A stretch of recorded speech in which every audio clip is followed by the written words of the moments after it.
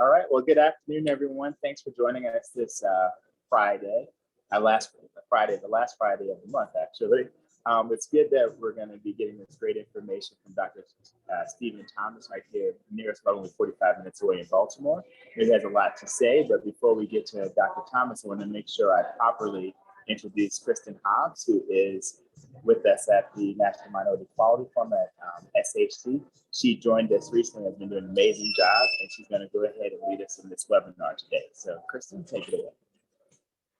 Thank you, Brandon, and thank you everyone for joining us today for our webinar to talk with Dr. Thomas about his Barber and Stylist initiative in Maryland to increase vaccination uptake in African American communities. I'm so excited to be here today with all of you.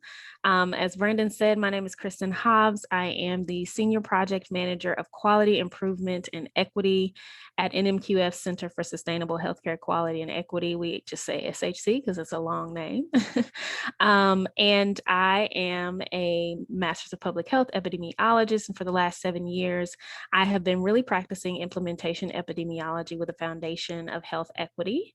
I am a health equity champion and innovator, and really, really excited about all of the fantastic work that we have going on at SHC. Before I introduce Dr. Thomas, I did want to share with everyone on the call that if you have not signed up to be an NMQF Health Champion, you can do so. If you just type in NMQF Health Champion in Google, it'll take you right to the survey to sign up. Really quickly, just to show you the tools that we have developed. We have a Health Champions Toolkit that you are able to download materials from and use. The website is here. I'll also drop that in the chat as we go through with today's webinar. Hashtag Stop COVID Now. We have culturally relevant and appropriate materials for you to share on social media and with your communities. And you also have a link to sign up to be a health champion here. So for Dr. Thomas, he is a scholar in health equity and reducing health disparities. He is a professor at the University of Maryland School of Public Health, where he is the president and founder of the Center for Health Equity there. Dr. Thomas, thank you so much for being with us today. Well, the pleasure is really all mine. Can you hear me okay? We can. Okay, very good. Well, it's an honor and a pleasure to be here today to talk to your audience, and I hope that we have time for a robust conversation. And so what I'd like to do is just kind of set the table, but I'm going to need your help. I'm going to try to share my screen. Absolutely. And you know, all kind of things can happen. So everybody out there in the audience, cross your fingers for Dr. T, will you? And we're going to see if we can make this thing work. One of the things about the pandemic, it has thrown us all in the deep end of the Zoom pool. Think about it. Zoom existed before the pandemic, but I am like almost zoomed out. And yet it has been an amazing way to bring the community together with experts all over the world and all over the country. So I think there's a bit of a silver lining there. Similarly, in working in barbershops and beauty salons, did they not exist, Kristen, before the pandemic? Come on now. Yes, they did. But now we recognize the role they can play in addressing vaccine hesitancy. You know, hesitancy does not mean never. And I think that's what we have to recognize now as we're going to this hyper-local approach. You know, the big stadiums are no longer. In fact, they're shutting them down. And so now we're hyper local. And what better place to be than a barbershop or beauty salon? I have to tell my friends that no self-respecting Black barber or stylist would ever say, I'll get you in and out in 15 minutes. Come on, Kristen, you know how much time you spend. A good 2 hours, for sure. And there's no topic that's off limits. So today I've titled this, kind of setting the stage, COVID-19 Vaccination, a roadmap for successfully taking communities from vaccine hesitancy to vaccine confident, one by one in the barber and salon chair. And it's in that context that I want you to look at this through the lens of health equity, the equity lens. And that's why Dr. King is here. It's a continuation in many ways of the civil rights movement, now in the context of improving the public's health. For the past 15 plus years, we've been doing research on the role of barbers and stylists as health advocates and barbershops and salons as trusted information centers. We were doing that work before COVID, focused on the chronic diseases of hypertension, diabetes, risk for cancer. And if you all remember, 18 plus months ago when COVID hit, those businesses shut down. You can't do what they do 6 feet away. And as they opened back up, we recognized it was an opportunity to pivot. Why not be where people already have trust, right there in the barbershops and the beauty salons in our community? And so, HARE, Health Advocates in Reach and Research, is an initiative of the University of Maryland School of Public Health. I'm in College Park at the flagship campus in College Park, 9 miles from the White House. And around this slide here, examples of our initiatives, which are focused on translating the science of medicine and public health into culturally tailored community-based interventions. And so I'm going to zero in on the upper right, Barbershop Health Initiative. And maybe in the Q&A, we can talk about some of the other things you see in this slide. So let's set the stage with this reality. And that is racism exists, and it exists in our healthcare delivery system. And when this story hit on December 27, 2020, Dr. Susan Moore, a physician, comes down with COVID, becomes a patient. She's no longer the doctor now. She took off her white coat, doesn't have a stethoscope around her neck, and now she's a patient.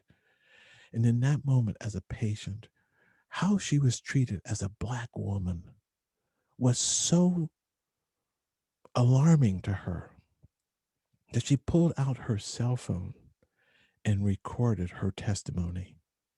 It went viral, and it's in the paper, as you can see here. I put forth and I maintain, if I was white, I wouldn't have to go through that. When you read the rest of her story, it's heartbreaking that she felt treated differently as a Black woman, not recognized as a physician. All the uh, buffer that being a doctor, educated, would give one was stripped away. And I don't want us ever to forget that racism exists. That does not mean we don't lift up and celebrate the health professionals. Of course we do. But the health disparities that we knew before COVID have not gone away. And I think what we have to do in recognizing these innovative ways in which we're reaching out to the community now to get people vaccinated is that we don't abandon them once the surge has passed. So I think it's in that context that history matters. And in all of the discussions that I've read in the paper about Black people and COVID vaccinations, Tuskegee gets raised as the reason they are distrustful. And I think it's important to acknowledge that past. But in many ways, what happened to Dr. Susan Moore is even more relevant. Her story got in the paper, but a lot of people have experienced that discrimination in our healthcare delivery system, and they don't have the wherewithal to have their story in the paper. So one doesn't have to go all the way back to 1932, but it is an important historical marker because for 40 years, these men were watched to see what would happen if their syphilis went untreated. Now, in this image, take a look. The doctors are out in the cotton fields collecting their samples right out of the back of their car. That's called community engaged. You know, there's a lot of things they did in the Tuskegee study that we would say we want to do now, working with churches, working with local health departments, having physicians come on a routine basis for 40 years. These physicians from the U.S. Public Health Service would go down south and do the roundups when they would do the actual collection of the specimens. Okay, look at the people watching. a little bit of a grimace, but it is not as if they're afraid. These white doctors were seen as the good guys. They were the ones willing to go down south and do routine physicals. The reason we talk about it now is because of what was done to keep the men from receiving treatment. For the first time in the history of the United States, every health department in the country was mobilized as Black people were moving out of the South in the Great Migration. You all have to read the book, The Warmth of Other Suns by Isabel Wilkerson. As Black people moved out of the South, the researchers in the Tuskegee study wanted to make sure that none of the men were lost to follow-up. You get me? And so they contacted every health department in the country and said, if these men show up, do not treat them. 1932, 1972, hey, there was a World War II in there. If you were going to war, if you got drafted, guess what? You had to have a physical. And in the when penicillin became available, people were treated. And even there was treatment when people were drafted into the Army. But the draft boards were given a list of the men in the Tuskegee study, and they were told, if these men show up, do not treat them. Okay? Look at this. Look at the sign. In 1972, when the study stopped, there were editorial cartoons like this published in major newspapers all over the country. Secret Tuskegee study, free autopsy, free burial, plus $100 bonus. What's interesting here is that the Tuskegee study was never a secret. They published articles like 20-year retrospective of untreated syphilis in the Negro male. It was not the medical profession that stopped the study. It was journalism. It was the press. On the day that this 1972 editorial cartoon was in the newspaper, the study was still going on. And you know what was so interesting as we think about what's going on in COVID and giving $1 million bonus and $1 million lotteries? I think that they announced yesterday that the president wants $100 to get a vaccine. Okay, these things are not identical. They're not the same, but they kind of rhyme. They kind of rhyme. And this is why we have to take time to listen to people and untangle the complexities here. On May 16th, 1997, President Bill Clinton apologized for what happened to the men in the Tuskegee study. There were 8 men left. I was honored to be invited to the White House for this ceremony. And for these poor sharecroppers, they were all in their late 80s. For them to go from the sharecropping fields of Alabama to the West Wing of the White House, amazing. That was their suffering. They accepted the apology from the president. And the president said the people who ran the study at Tuskegee diminished the stature of man by abandoning the most basic ethical precepts. They forgot their pledge to heal and repair. They had the power to heal all the other survivors, and they did not. Today, all we can do is apologize. Now, an apology means I'm sorry from a president who wasn't even alive in 1932 when the study began. What we need to do is move towards atonement, which means making things better. The national campaign to eliminate health disparities, I think, is part of that atonement. But what COVID has exposed is how far we have to go. And it also exposed the fact that cultural memory is real. That cultural memory is real. The Tuskegee study is no longer simply a place in time and history. It's part of the cultural memory. It shows up in movies, Miss Evers Boys. It shows up in jazz CDs, The Tuskegee Experiment by Don Byron. And yes, it even shows up in a Marvel comic book series, okay? But what is the real context for Tuskegee in the age of COVID? I would submit to you, it is just the opposite of what you're reading in the paper. And so I'm going to come out of sharing because I have to go back in. All right, Kristen, cross those fingers again because I'm going to take you on a journey here. I want your audience to see something. And I don't mean see my sock drawer.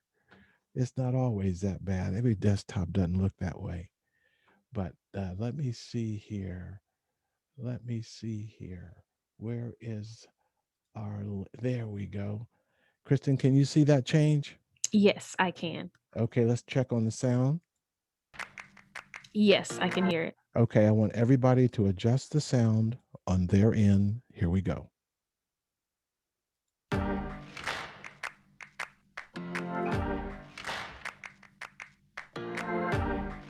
My uncle, Freddie Lee Tyson, was a part of the syphilis study. He was such a wonderful man, a very loving, very caring, very jovial person. He helped build the air base at Moulton Field. When you think about the Tuskegee Airmen and all of the greatness that they did, and then in this same space, such an atrocious study was being heaped upon our men, that really shook my spirit. They were not being treated. That is very different from what's happening with COVID-19. The vaccine is being made available to anyone who wants it, even those who find themselves at the space of hesitancy. We have to have patience and give them the requisite information that they need, that they can make an informed decision. But let's do it out of love.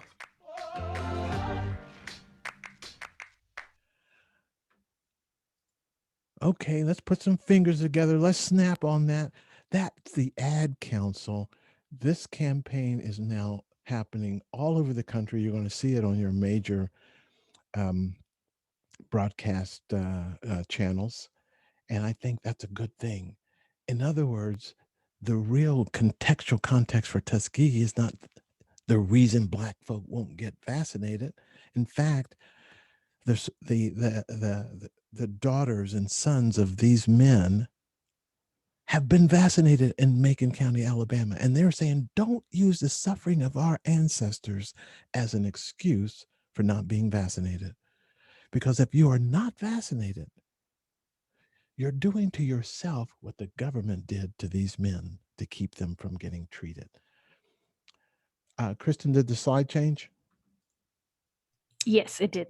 Okay, and so we have an ethical responsibility to recognize that the sacrifice those men made led to major changes in how we do research in the United States.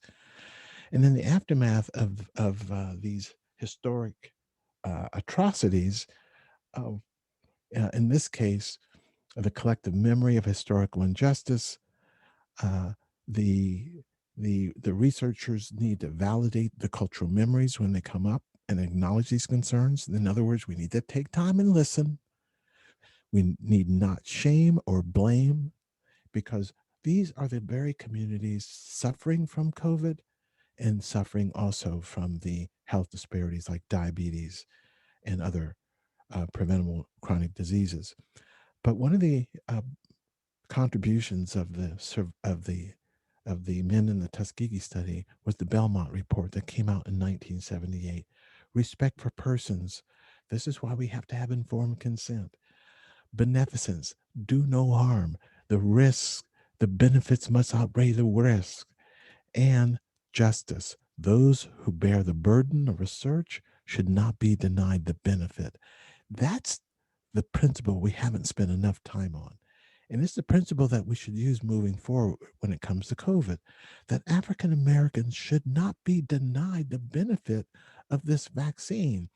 And because of the Tuskegee study, everything should be done to make sure they have easy access to this life-saving vaccine. Another way of saying the same thing, those who bear the burden should not be denied the benefit. It is part of our common good in our society. Okay, so I'm heading to the finish line, Kristen. And here's what it looks like when we try to do things differently outside the box. So almost 15 plus years ago, we launched Health Advocates in Reach, reaching within the barber stylist community, and research, an effort to improve the diversity of participants in clinical trials. And when you see an image like this, it makes so much sense. A young man sitting in the chair there smiling, talking to the physician in the white coat. The last time he had a physical was when he was going up for high school football or some event. And so we want to make sure that the next time he sees a doctor is not simply in a emergency room, And so this was the beginning of an amazing program to bring health professionals into barbershops and beauty salons and to make those places trusted information sources. Fast forward to coming to Maryland in 2010, the very first thing we did was to establish our hair network. And this is Mr. Fred Spry, and it's in his barbershop in Hyattsville where we hosted the very first vaccine clinic, needles and arms, in a barbershop right here in Maryland. And this is Mr. Mike Brown doing his work. And as you can see these images, I mean, this story has been picked up by major newspapers across the United States, international. The Chinese news, Kristen, has been here to cover this story. Japanese news. What is it about the Black barbershop that is so intriguing? I think it's the history, it's the stories. It's nothing like any of the franchises out there. No self-respecting Black barber or stylist would ever say, I'll get you in and out in 15 minutes.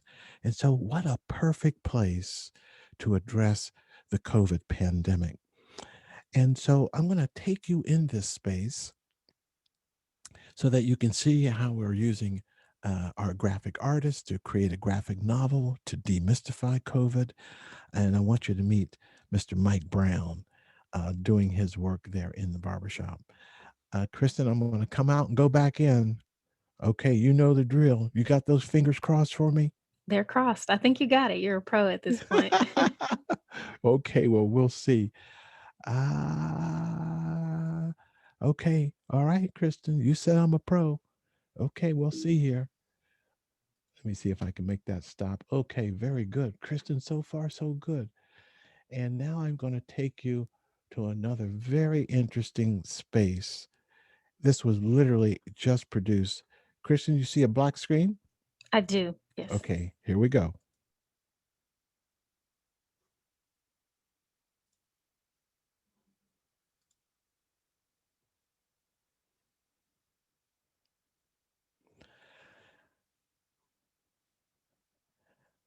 Now, Kristen, while this thing is catching up with its brain, let me ask you this.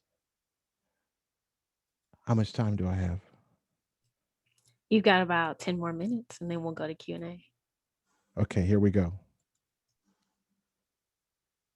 The barbershop is a sacred space for the kinds of conversations we need to have to move people from vaccine hesitancy to vaccine confidence. Well, when Dr. T first came to me, he made me realize that we are more than just barbers because of the relationships that we have with our clients. Getting the right information to them from behind my chair is a definite way of giving back, is helping the community. Mike sent me a flyer. He said, hey, Dr. T, this is information being distributed in our communities. And the flyer said, COVID's a hoax. Don't take the vaccine. Our communities were marinating in misinformation. I tell them, I can understand your concerns. Don't disarm yourself. Do your research and make a decision that's going to benefit the well-being of your family and the other loved ones around you. And on May 17th, in Mike's shop, we did the first barbershop vaccine clinic, needles and arms, anywhere in the state of Maryland. It was just awesome to see the people coming in and rolling up their sleeve and taking the position to be vaccinated. I was excited. And now I think the barbershop and salon in the Black community is recognized as a legitimate place for engaging a population in health promotion, disease prevention. So I've been ecstatic. And if you can give a life-saving injection of a vaccine in a barbershop, why can't we give the flu shot there? Why can't we give the diabetes test there? Why can't we do tele-wellness there? That's the vision.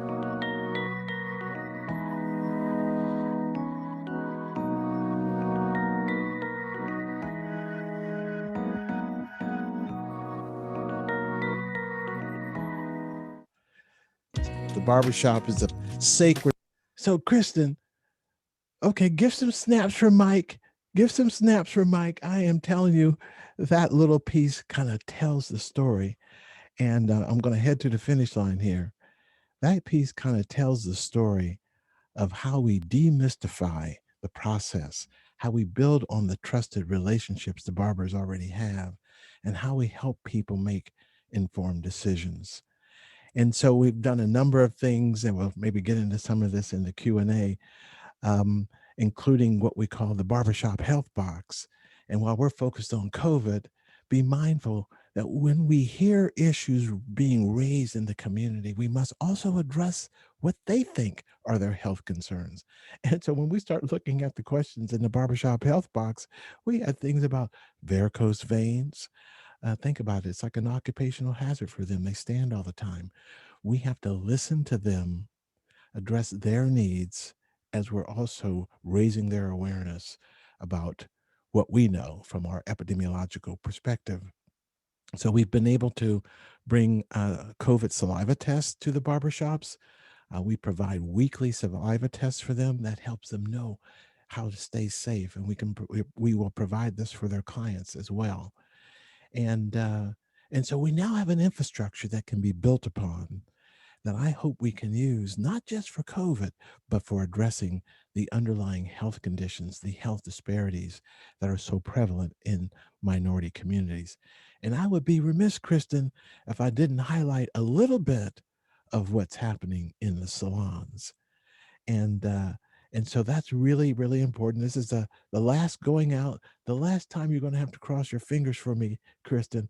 But if I don't take you into these salons, you know how much trouble I'm going to be in. You're going to be in big trouble. I'll be in big trouble. So I want the audience to meet Katrina.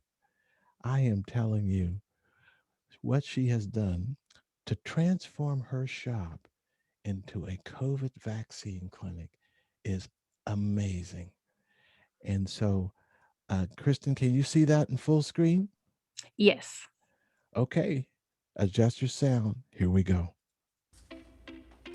Welcome to Shots at the Shop, and today we're at Katrina's Trey Shades Hair Studio in Capitol Heights, Maryland, which has been amazing.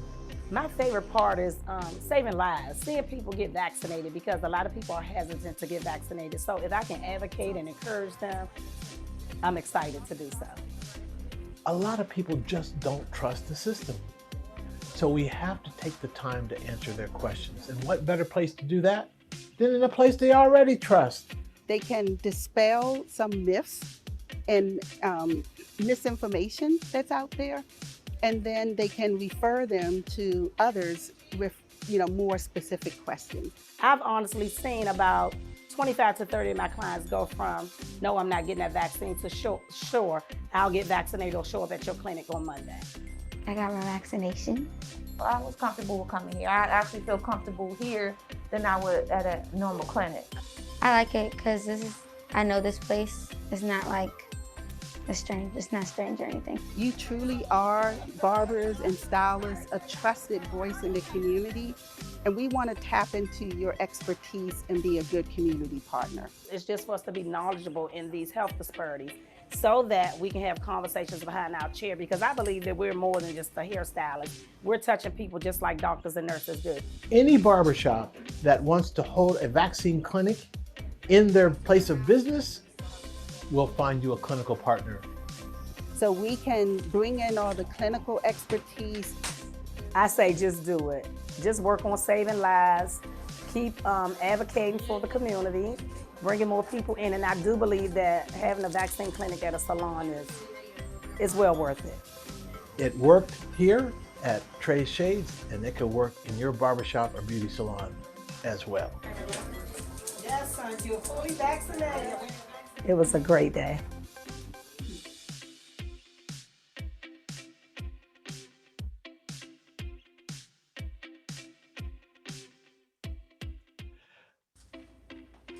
Welcome. Okay, Kristen. That was fantastic. Amazing. You know how much trouble I would have been in if I didn't take Listen, you there, right? you saved the best for last. So I'm gonna give you that. I'm gonna give you that. So I'm trying to come out of share screen. You still Perfect. you still just see that still image there? Yes. I All think right. here at the top there at the red. There we go. Let me see if it lets me switch out here. The very top of your screen, I believe it says stop share. Oh, there we go. Stop share. Oh, you I don't want you people looking in my sock drawer here. It is so bad. Um, can you believe now it wants to like hang up and hold? Can you get the screen to stop and just bring it back? Are you able to do that on your end? I might be able to get our colleague Keiko to help us with that. Hold on, let me I see believe here. she's on. So let me do this. That was my last piece, and so I'm hoping that the audience found something intriguing. I think they There we go. did. I think they did. We've got a lot of people who are really, really excited about what you're doing and want to bring it to their communities. I really, really appreciate everything you just presented to us. As you know, where we live, work, eat, play, and pray, that's where we have to, and learn, that's where we have to meet people where they are in order to increase vaccination uptake in our communities. Everything you took me all the way back to grad school. I felt like I was just in class again. I'm actually in the throes of reading The Warmth of Other Suns. Incredible, incredible book. I can't wait to read Cast after that. Mhm. We have lots of questions. So what I want to do is tap into the Q&A box, tap into the questions that the registrants already submitted that were sent to me yesterday. And then we have a couple of others that I was able to jot down from some folks. First of all, I really, really want everyone to hang on one second. I really, really want you to submit your questions in the Q&A box. If you have questions, continue your chatting with each other, please. But if you have questions, I'm going to be referring to the Q&A box on Zoom. So to start, we have a question from the audience. For addressing hesitancy, is the messenger more important than the message? Well, that's a good question. I think that I think at the hell no wall, because that's where we are. The Mhm. messenger, the messenger. And the reason why the messenger may be more important is who could have imagined our public health officials, our scientists would be under attack? Yeah. Death threats, people leaving their jobs. And therefore, the credibility of our scientists and our institutions have been shaken because there is organized, well-funded efforts to literally sow disinformation. Therefore, that's why talking to Pookie down the road has more credibility because I know him. Right. But even better, how Mr. Jones, where I've been going for my haircut for the past 30 years, he wouldn't do anything to hurt me. Okay. So if we can turn barbershops and beauty salons, already trusted spaces for a whole lot of issues, into trusted information centers when it comes to the COVID, we can help our people get out of that misinformation loop. Listen, for 4 years, the biggest microphone in the world was telling everybody it's a hoax. Yeah. It'll go away in the summer. Try some bleach. Mm. Okay? It's just been 6 months. Yeah. You think you can overcome all that in 6 months? Listen, we're at the beginning of a major effort to reimagine how we build trust with communities of color. And that has to be beyond the jab. Absolutely. I completely agree. Our next question that I think we could both answer. So, how many people can be seen per day in a barbershop? I'll answer for a salon. It really depends on the stylist, but usually my stylist only sees about 5 to 7 people because it takes a good 2 hours per person. I'll let you answer for the barbershop, Dr. Thomas. Well, I'm going to answer for both of them because we recognize that as business people, if they're not doing hair, they're not making money. True. You saw in the video with Katrina, that was just before the clinical people showed up. She's doing somebody's hair. Okay. And you know, Kristen, when you come in, you want undivided attention, right? Undivided. I don't want to be late. I won't get my hair done. And you don't want your stylist distracted. So what we do is we do all the promotion about the clinic coming, but we open the clinic on the day the shop is closed. Oh, most shops are closed on Monday. And so that's when we open it up. And we're able to compensate the barber for opening up their shop, just like we would if we were renting a room for a meeting. And so now we're not interfering with their with their livelihood. But everybody who's coming and who's heard about it all week, they're coming to a place they know and they're comfortable with. I just love when that young lady says, it's not strange here. Mhm. And then at the other end of the generational continuum, I feel more comfortable here than I would in a traditional clinic. Isn't that interesting? This is how we can make the transformation. So messenger matters. Mhm. Now, message matters too. And so one of the images you saw with the graphic novel was to actually create a graphic novel to communicate and not just pass out brochures and material from the CDC. Important, Mhm. but we got to go deeper and really come up with some innovative out of the box ways of engaging our community. Absolutely.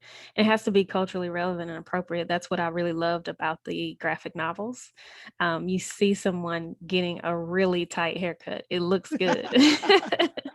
And I don't Well, know if you saw one of the last photos, an actual photograph was of that scene. mhm. And so the Mhm. artists, we send our artists images from the barbershops, and then he begins to draw and is inspired. So think about this, Kristen. When the novel comes out, you're going to turn a page and you're going to see yourself in there as a Mhm. character. What are you Mhm. going to do with that? You're going to take it home. You're going to say, look at me, I'm in the book. And vicariously, we start teaching our community. And you know, it's interesting because today in the newspaper, Albert Bandura passed away. He was, Mm. I believe, in his 90s. Mm. Albert Bandura is the father of health behavior change, Mhm. you know, of the, oh, look at you, we are back in class again, aren't we? You know, of the vicarious learning, the Mhm. role that role models play. The barbers are role models and they can help others. And last night, and then I'm going to be quiet for a minute for the next question.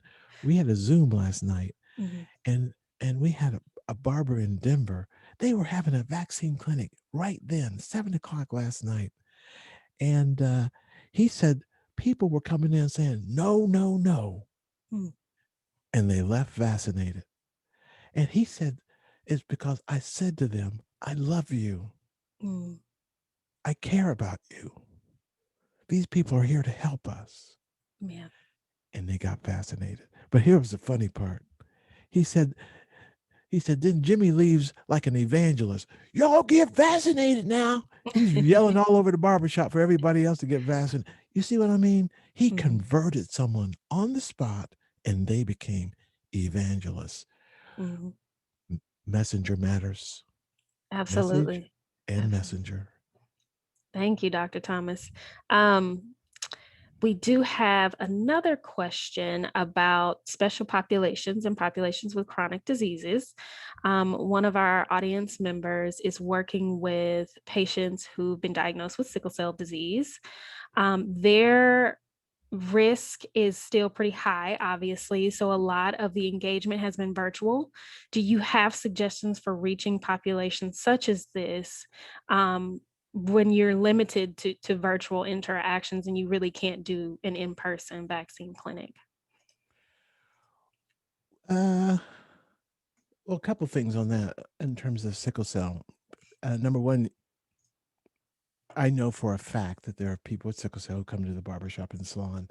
It's not always obvious, Mhm. but they do come and they do describe the challenges they have had in getting medical care, just as Mhm. before COVID, Mhm. in terms of managing their pain and other things.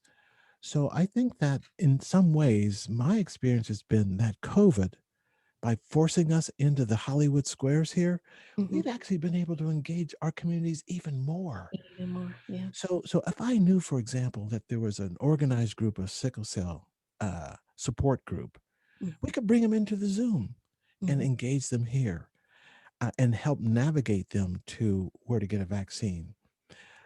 So here's another example from last night in the Zoom call. One of the barbers said, now that we have a relationship with our health department, now that we have a relationship with the CVS and the grocery store pharmacies, when somebody comes in and needs a vaccine, I just pick up the phone and Mm. I say, listen, go down to CVS, they're waiting for you. And then he says to me, when they got to CVS, the pharmacist said, "Hey, Miss Jones, we've been waiting for you." Just that little sense of, hey, I'm important, mattered. And the person called the barber back and said, "What did you say to these people? They treated me like VIP." That's the difference we can make. That's the difference we can make, to use our influencers as levers to move these systems. We do not want this to go away after the surge.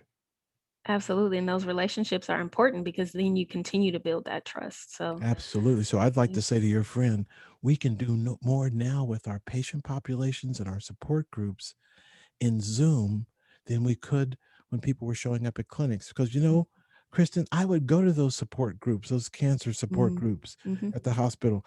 I didn't see our people. No, I did not see our people in those support groups. So here's a whole nother dynamic of how we can use these spaces, virtual spaces, to make those connections better. Absolutely. Another question from the audience. So, do you provide incentives to the owners of the barbershops and salons to sponsor these events? You know, that's such a good question. When we did our vaccine clinic on May 17th, we had something called the Barber Buck. And it came, and the barbers came up with the idea. So it's like an oversized dollar with a barber pole in the middle. And it was a $30. You could redeem it for, you ready for this, Kristen? A haircut and a fish sandwich. So the people came up to me and they said, "Dr. Thomas, I appreciate this, but I need the cash." And so we turned it into cash, and so that worked on the for the folks from the Hell No Wall who came, and then went out and brought people from the car wash, from the laundromat. That's how we knew we were on something important. So yes, we compensate the barbers when we open up their shop on their day off. But here's the other part, Kristen, when the White House got involved and looked at the Maryland hair model and said, can we scale this around the country? And so, make a long story short, that's what Shots at the Shop is all about. And the partners we have are obviously the White House, but the key is Blacks Against COVID, Barberside, and Shea Moisture. Now, I know your audience out there may know Shea Moisture, okay? And so Shea Moisture put $1 million on the table, Kristen, and said, we'll provide a $1,000 mini grant to 1,000 barbershops and salons. Do you know we have 939 barbershops and salons signed up? That's fantastic. That's amazing. And so the University of Maryland is providing the online training through our online learning, open learning platform. And now we're going to make that online learning platform available to everybody here in Maryland at no cost. So we have built an infrastructure that we have scaled across the country and now can use in moving forward. Hey, how about adding the diabetes module in our online training? How about adding a segment on sickle cell, managing pain and stress? There's so much we can do now. Let's not let it go away. Amen. I love it. Now I want to move to another messaging question, and then I want to talk about some of the questions that were pre-submitted because they have a lot to do with the Delta variant and what's going on right now currently in COVID. For the messaging question, it's really about analogies and how we talk to our peers and our community members. It says, driving is more dangerous than any vaccine that I know of, yet we drive every day without a second thought. Is that a message that could be useful? Let me say this. It's a message that I would have probably said as well. And I would also, I'm going to date myself, Kristen. I'm so old, Kristen. I'm so old. I remember when we had to dial the phone in a rotary way. Okay. I'm so old. I remember when we lined up to get vaccinated for polio, and they literally made sure they put it in a place I couldn't scratch. Okay. I still have the mark. Nobody was fighting. Nobody was burning polio posters. So vaccines are not new. And so these analogies, be it seat belts, or be it, don't you remember when we used to get on? Hey, Kristen, I'm so old. I remember when people smoked on airplanes. I remember when people would smoke in a restaurant. Those things are all in the past, and we don't think about those as somehow oppressive. It made it better for us all. But I learned something, Kristen, watching the barbers in action. They did not use those analogies. They used something different. So, so one of the exchanges with Mike went something like this: when uh, he has someone in his chair who is hesitant, and Mike said, "I tell him this: if Plan A to stop this pandemic is to get vaccinated, and you don't want to get vaccinated, then scientifically speaking, what is your Plan B?" And he says, "It goes silent."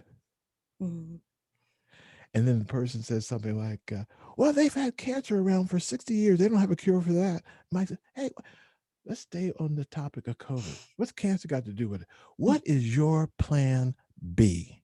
And they have nothing to say. But here's the beauty of it. He lets that question hang in the air like smoke, because he knows he's going to see this guy again next week. And over time, what has happened, people who have said, hell no, they went to maybe. The people who said maybe moved to, where do I sign up? And now they're getting vaccinated. I think that we need to do more of that. They have other excellent analogies when people think that the risk of the vaccine is worse than the risk of COVID. It goes something like this. Well, you know the side effects: a sore arm, okay? You may have flu-like symptoms for a day or two, but you'll be fine. That's what happens if you get vaccinated. Here's what happens if you take your chance with COVID. You might get the version that is asymptomatic. You might get the version that just keeps you in flu-like home, but not in the hospital. You might get the version that puts you in the hospital, but you come home, or the version that puts you in the hospital and you're on a ventilator and you never come home. You have no control over what version you're going to get. And now that we know about Delta, it can take you out. Here's the other part. We've met people, those 600,000 plus people who have died of COVID. How do you think they got infected, Kristen? It wasn't from a doorknob. It was from somebody. It could have been somebody they loved. And so we have met people in talking with our funeral directors who've said, family members have come. Here's the person who got infected. They're fine. They never ended up in the hospital, but they infected grandma. She ends up in the hospital and she never came home. And at the funeral, this young person saying, I killed grandmother. The guilt is so deep. The shame so deep. Nobody's talking about that. I think if we talked more about that, we would help people understand it's not about me. It's about we and protecting others in your life, the importance of the common good. So I hear the barbers and stylists using those analogies. I'm going to give you one more, because you can only do this if you have a relationship. Yeah. He says to this is two men talking. He says, I love you too much not to ask this question. Do you have burial insurance? This is what he's asking to a man who doesn't want to get vaccinated. He says, do you have burial insurance? He said that stopped him in his tracks. Have you prepared to make sure if you pass, you're not a burden to your family? Do you have burial insurance? You can only do that with someone you have a relationship with. Do you know that man scratched his head and say, I never thought of it that way? That's what the barbers and stylists can do, that a health professional in a kind of a transactional or a CVS pharmacist behind, that's not going to happen there. Let's bring it on home. Let's save ourselves. Exactly. A lot of our audience members are really latching on to the repeated contact and the relationship at the core of this story. And that's, again, going back to where we live, learn, eat, work, play, and pray. That's where we have to intervene with public health interventions. One question that was posed in several ways in the pre-questions submitted, and I think has been posed in the chat box and Q&A as well. You know, we talk about dying from COVID-19. And possibly being able to contract the virus even if you are vaccinated. So how do you then approach your community members or the customers that come into the barbershop or the salon when they say, well, you know, they just told us that the Delta variant can be passed and we could still die. So why bother? What do you say then when they just say, why bother if I think I might die anyway? Mhm. Well, I think that one of the things that you have to say is that the vaccine is not perfect. It's not 100%. We get that. Mhm. But guess what? It comes pretty close. Amen. We're talking about 90%. If you get the virus and you're vaccinated, you are like 90+% less likely to end up in a hospital or die. Yep. These vaccines were designed to keep you out of the hospital and keep you alive. So that's why you get vaccinated. The other reason you Absolutely. get vaccinated is so that you're not spreading to somebody else who's unvaccinated. Be mindful. If you're a child below the age of 11, you cannot get vaccinated. And so the last thing we want is children to get infected. While it may be mild in them, Mm-hmm. that person can infect grandmother. Yep. Yep. And you don't want that burden on you. So the vaccines will prevent death. Now, here's a good analogy. Think of the vaccine as a fireproof equipment that a fireman puts on. Okay. Mm-hmm. It will keep them safe. But just because you have a fireproof uh, uh, outfit, you wouldn't run into a burning building if you didn't have to, would you? And that's how you need to think about the vaccine. Yes, you're vaccinated, but don't run into a burning building.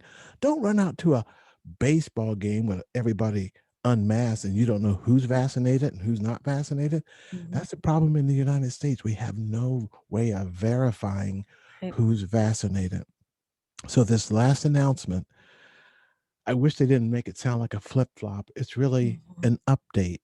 The new science of Delta means we all have to mask up. Yeah. We all have to mask up. And I know it's frustrating, but if we don't get this thing under control, guess what? It is not going to go away. Yeah. It doesn't care what we do. Mm-hmm.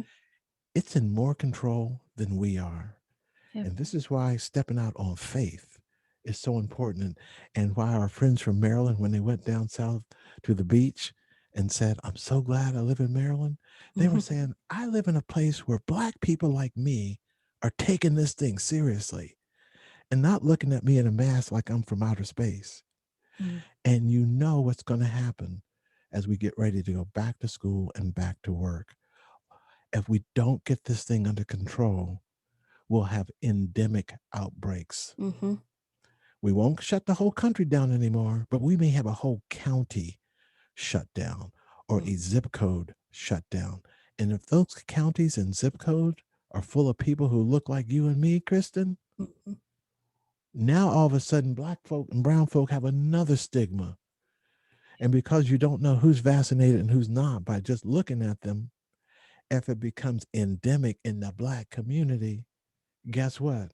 They don't have to look too far to presume that, Mm-hmm. hey, you're not vaccinated. Because whether you're a Republican or a Democrat, I can't tell that just by looking at you. Mm-hmm. So we know a lot of conservatives and evangelicals are refusing the vaccine, but I can't see that from you walking down the street. So it will be on us. Let's save Absolutely. ourselves. It will. And I appreciate you saying, you know, you wish it wasn't a flip flop. They didn't present it as a flip flop in information, because one of the things I think we're trying to do with our Champions program is to give clear-cut public health and science communications, because when you don't have clear and coherent information, you're more easily drawn to misinformation and disinformation. So I really appreciate you saying that. We do have 5 more minutes. So there's one question in the chat that I did want to address about the vaccine clinics and the barber shops and salons. What times have you seen the best turnout throughout that day where you open the shop, or is it just a steady stream? So we build up momentum. We make sure that the DJ and the food and everything's there by noon, and we just kind of get the energy going. And then they set the clinic up, and we start giving injections like around 2:00, and we go from like 2 to 7, so that we get people coming off work. As we get closer to school time, we have an event coming up on September the 19th. Excuse me, not August August. 19th. Oh, yeah. Can you believe this? I'm in COVID time. And so we'll use that 5 to 7 so that we get into the when people are off. Now I'll tell you what happened on our first one, because the trickle was the first time, and the clinic folks says, well, nobody's here. Let's pack up. They packed up, pulled away, and all of a sudden people start driving up in their work clothes, big old work boots. I got on the phone. I said, get back here. They're coming. They did 5 more injections. So I think you have to be able to be there in the evening time as well as overlapping during the day. Absolutely. Well, thank you so much, Dr. Thomas. This has been so enriching and so enlightening for so many of our audience members. If you would like to become a health champion, please sign up at the link. I think Keiko dropped it in the chat. She did say that the recording will be available on our YouTube channel. That link is also in the chat. And we can work with Dr. Thomas if you're comfortable sharing your PowerPoint and videos. Yes, there's another link to sign up to be a health champion. So please, everyone stay safe out there. Put your mask on, double mask if you can, and please get vaccinated. Thank y'all so much for joining us, and have a wonderfully safe weekend. Thank you so much. All right. For all your help. Bye-bye. Bye-bye.